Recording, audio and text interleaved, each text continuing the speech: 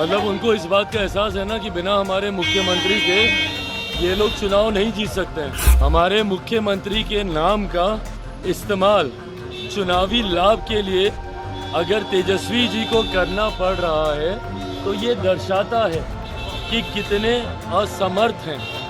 आया है एक मंच मुझे बता दीजिए जो भव्य तरीके से बिहार में तैयार हुआ हो, जहां पे इंडिया अलायंस के तमाम घटक दल एक साथ दिखाई दिए हों। नमस्कार, आप देख रहे हैं द बिहार टॉप और मैं हूं आपके साथ करुणा तिवारी। लोकसभा का चुनाव हो और नेता प्रतिपक्ष हो या फिर वीआईपी सुप्रीमो मुकेश सहनी हो या चिराग पासवान हो, ये एक दूसरे पर जब तक आरोप प्रत्यारोप नहीं लगा लेते तब तक चुनाव इन लोगों का संपन्न नहीं होता। अब देखिए, जो तेजस्वी यादव लगातार जो प्रधानमंत्री को घेरते आ रहे हैं, एनडीए को घेरते आ रहे हैं, बीजेपी के नेताओं को घेरते आ रहे हैं, तो जिस तरीके से वो टिप्पणियां देते हैं कि ये 10 साल में इन्होंने कुछ नहीं किया, अब इन सब को लेकर चिराग पासवान ने भी तेजस्वी यादव पर हमला बोला है। अब उन्होंने कहा है कि तेजस्वी यादव का ये हाल हो गया है कि अब चुनाव जीतने के लिए अब प्रधानमंत्री का नाम का उपयोग कर रहे हैं, अपनी हर जनसभा में उनके नाम को ले रहे हैं ताकि वो चुनाव जीत जाए, क्योंकि पूरा देश जानता है कि प्रधानमंत्री ने कितना काम किया है। तो चिराग पासवान ने क्या कुछ कहा है, पहले आप सुनिए।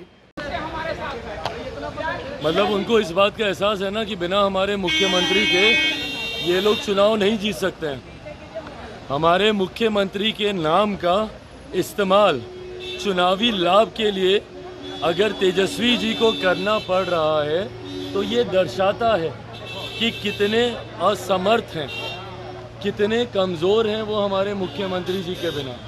आज जब वो उनके साथ गठबंधन में नहीं भी हैं तब भी उनके नाम का इस्तेमाल करके भ्रम फैलाकर ये अपनी स्थिति को बेहतर करने का प्रयास कर रहे हैं। गया वो ज़माना जब बिहार के लोगों को इस तरीके से बहला फुसला कर ये लोग उलझा लेते थे। आज की तारीख में बिहार की जनता इतनी जागरूक है, इतनी जानकार है कि वो आपकी मंशा को भली भांति भाग सकती है। जनता जानती है कि कितना मजबूत हम लोगों का एनडीए गठबंधन है। जनता अच्छी तरीके से जानता है। एक मंच मुझे बता दीजिए जो भव्य तरीके से बिहार में तैयार हुआ हो, जहां पे इंडिया अलायंस के तमाम घटक दल एक साथ दिखाई दिए हों। इनके तो चुनाव प्रचार में भी महज 1-1.5 पार्टी ही प्रचार कर रही है। कांग्रेस के शीर्ष नेता को बिहार से कोई लेना देना नहीं है। जो गांधी परिवार है उनको बिहार की कोई चिंता नहीं है। एक बार आकर खाना पूर्ति कर कर चले गए। वही हमारे प्रधानमंत्री जी को देखिए, लगभग हर चरण में आकर और तो और पटना में रोड शो तक हमारे प्रधानमंत्री करके गए हैं।